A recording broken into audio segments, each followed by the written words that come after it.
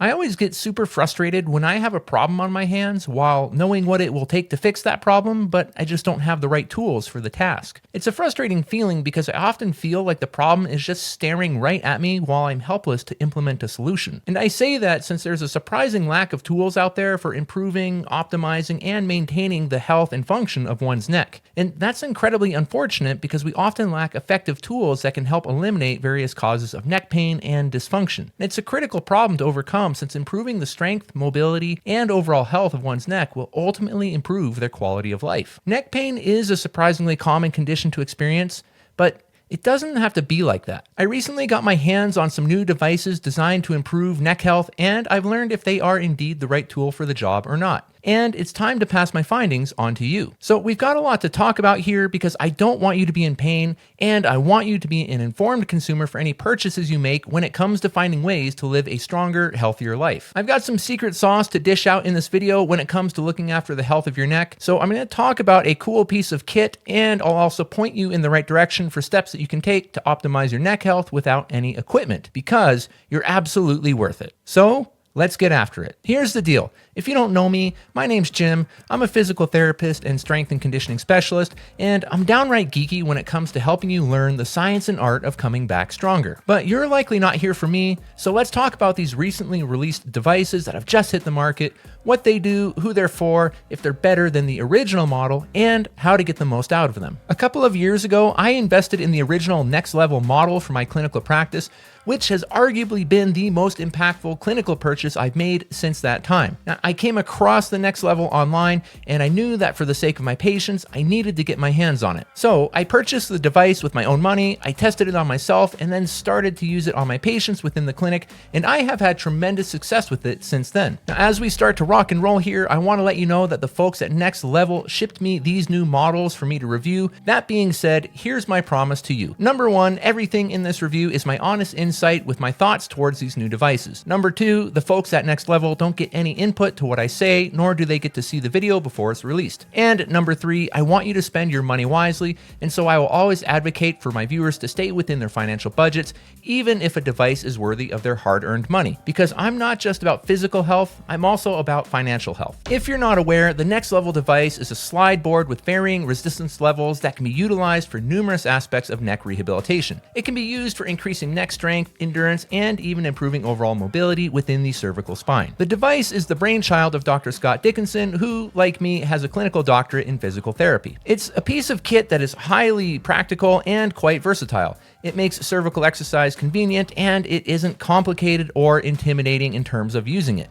And in that regard, it's seriously a triple threat device. What's even better here is you can have average Joes use it, and you can have high-level athletes do the same, and everyone in between. It's appropriate for all kinds of demographics. The device is really growing in popularity these days, and it was really cool to see it being used by NFL quarterback Patrick Mahomes in a Netflix trailer a short while ago. Even though I'm sick and tired of seeing the Chiefs in the Super Bowl. Why do they always have to?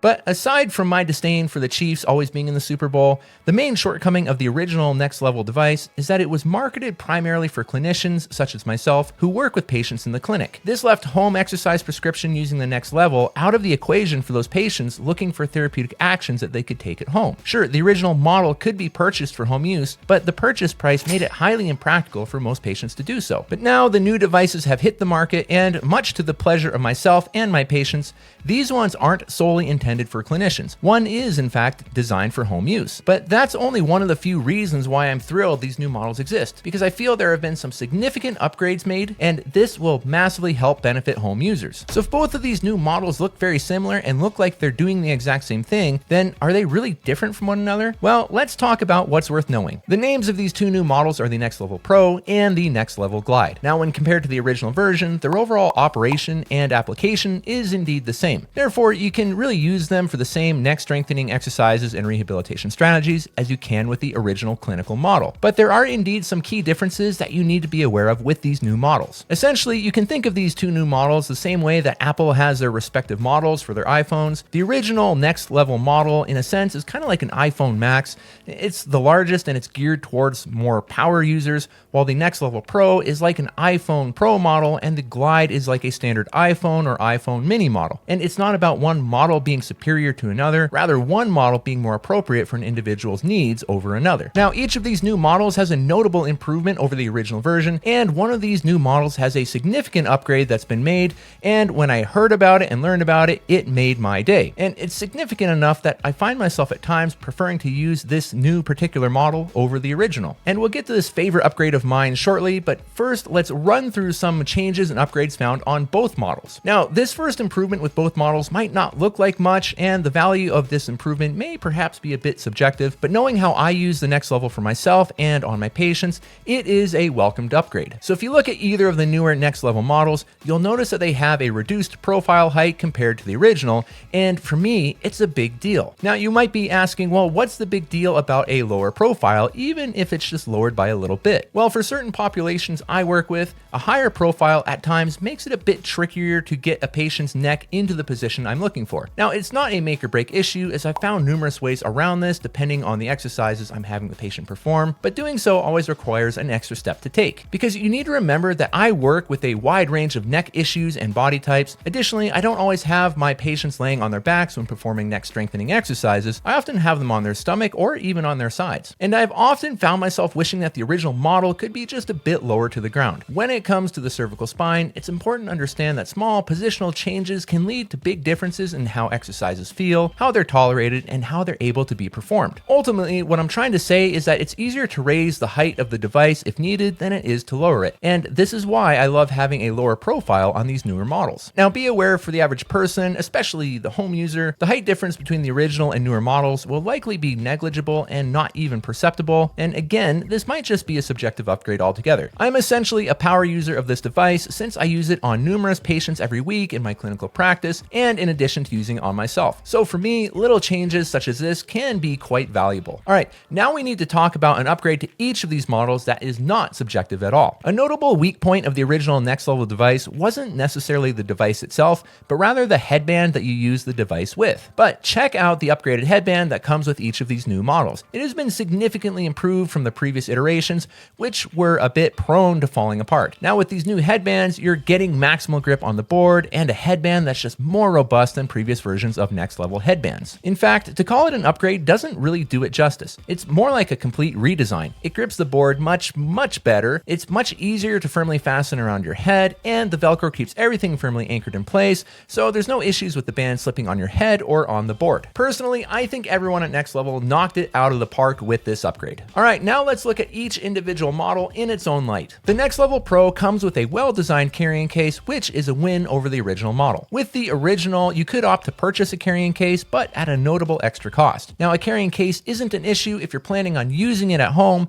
but for me, since I could only afford the original device at the time, I had to constantly carry it around without a case, which was a bit of a nuisance. This new case included with the new NecksLevel Pro is a well-designed case, and I liked it the moment I first saw it and used it. I was also thrilled to see that the Pro model comes with additional higher level resistance bands that can be swapped out if needed. Now with the original model, you could also purchase these bands, but they didn't come with the device itself. I'd say the average individual might not need anything higher than the standard resistance bands that come attached to the device, but there are certainly times where higher levels of resistance might be needed for stronger individuals or for those who are taking more of an injury prevention approach with their neck health. The NecksLevel Glide is the more economical of these two new models, which makes sense since this model is designed for home use. It does all the same things as the Pro model, but it doesn't have the significant clinical upgrade feature that the Pro model has, which I'll discuss momentarily. As with the Pro model, the bands that come with the Glide are swappable, so it's not like you're confined to only using these 3 levels of resistance, but you will have to purchase higher level resistance bands if you opt to buy the Glide. For what it's worth, for the average individual, I'd say you probably won't have to worry about buying the heavier resistance bands, and this is especially true if you have a neck that tends to be a bit stiff or painful, and if that's the case, then chances are you'll be just fine with the included bands. The Glide also has a bit of a smaller profile in comparison to the Pro model, which might be more ideal for some users. This model reminds me of the iPhone mini model. It's still very practical and powerful, it's just geared a bit more towards those who don't consider themselves to be a power user of the device. Additionally, this model doesn't come with a carrying case, so you'll want to keep that in mind if you think that you'll be transporting this little guy on a regular basis. But again, since this model is intended for home use, paying for an included carrying case doesn't make much sense. Remember a moment ago how I talked about a significant improvement to one of these devices when compared to the original clinical model? Yeah, this is a big deal, at least for me. I love the clinical model and will still be using using it for many years to come, but it has its mild shortcomings at times, which for me as a clinician can make it a bit tricky if I'm using it on my patients. Not always, but sometimes to be certain. Fortunately, this particular issue of mine has been taken care of on the Pro model, and here's what I'm talking about. My favorite new feature unique to the Pro model is the built-in measurement system, which allows for an accurate reading for the range of motion occurring on any neck exercise being performed. It's not an upgrade you'll find to be helpful if you were to use the device on yourself, but if you're a clinician or someone who wants objective data to measure for others who use this device, then this is an outstanding feature to have. I found myself wanting something like this on the original model, as it would have been very helpful for tracking objective data and standardizing certain exercises with different patients, so I'm thrilled to see that this has been added to the new Pro model. Being able to measure the distance the board has moved or the range of rotation that has occurred makes it so much easier for me to quantify measurements and data when I have patients using this new model compared to the original clinical model. Everyone's financial situation is different, so I want you to be mindful of this. However, if you look at the cost to benefit ratio, this device can absolutely be worth its weight in gold in terms of the money it can save in the long run when weighed against the costs of multiple physical therapy, chiropractic, or osteopathic treatment sessions. And by this, I mean either by keeping your neck strong and healthy to begin with, so you don't have to go to these healthcare practitioners, or recovering from aches and pains, weakness, and any other less than ideal situations that can arise from a dysfunctional neck. Now, let's be very clear here. When dealing with neck pain, evaluation and treatment that is conducted and carried out by a licensed healthcare professional is always your best bet. And if you're not sure what's causing your neck pain, I strongly advocate that you get an assessment and treatment plan from an appropriate individual. That being said, for various aspects of neck rehabilitation, a home exercise regimen is often warranted, and this can consist of mobility exercises, endurance exercises, strengthening exercises, or all of the above, which the NecksLevel can assist with. Much of the time, as an individual regains strength, endurance, or mobility, the need for frequent treatment within a clinic spaces out, and a heavier reliance of regular home exercises becomes critical for long-term success. And that's exactly where the NecksLevel can shine. It's very useful in the clinic, but it can also help with short-term and long-term rehabilitation and neck health at home. This means that once your therapist helps you lay out your plan of attack, depending on your condition, you can likely cut down on the frequency and amount of clinical treatment you may require, saving you lots of time, money, and stress in the long run. And that's exactly what I, as a physical therapist, want. To see my patients less and to help them feel empowered and confident for how they can stay out of the clinic. As I always jokingly say to my patients, I love getting to work with you, but I never want to see you again. So yeah, to me, the NecksLevel is absolutely worth it. My fellow colleagues and I at our clinic have helped a few hundred patients over the last couple years make substantial improvements with their neck health when using the original device. And now there's a version that patients can use at home. So how do you determine which of these models is best to get? After all, both of them do the exact same thing, don't they? Well, after spending some time testing out each new model, here's the following criteria that I would consider if I was trying to make the decision on which one might be best for my needs. If you're planning on performing simple neck strengthening exercises for home use, the NecksLevel Glide is certainly your most financially cost-effective version and the right one to get because it will do the job just fine. You may need to purchase additional higher level resistance bands as time goes on, but that will only cost you a few extra dollars should you need them. If you're a personal trainer, a physical therapist, or other allied healthcare professional who anticipates the need to transport your NecksLevel or plans on putting high volume of usage through the device, or if you plan to quantify an individual's movement,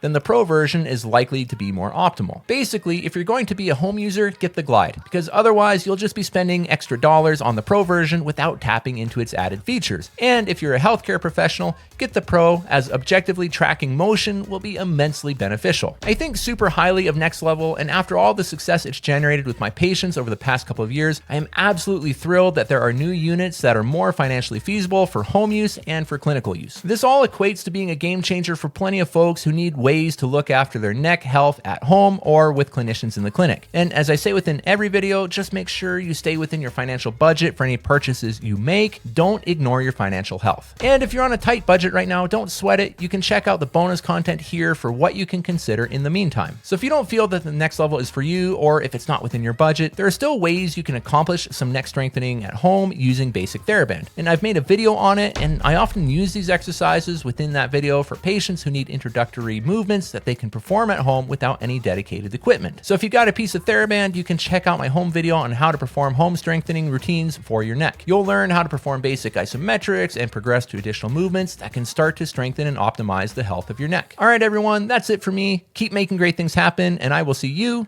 in the next video.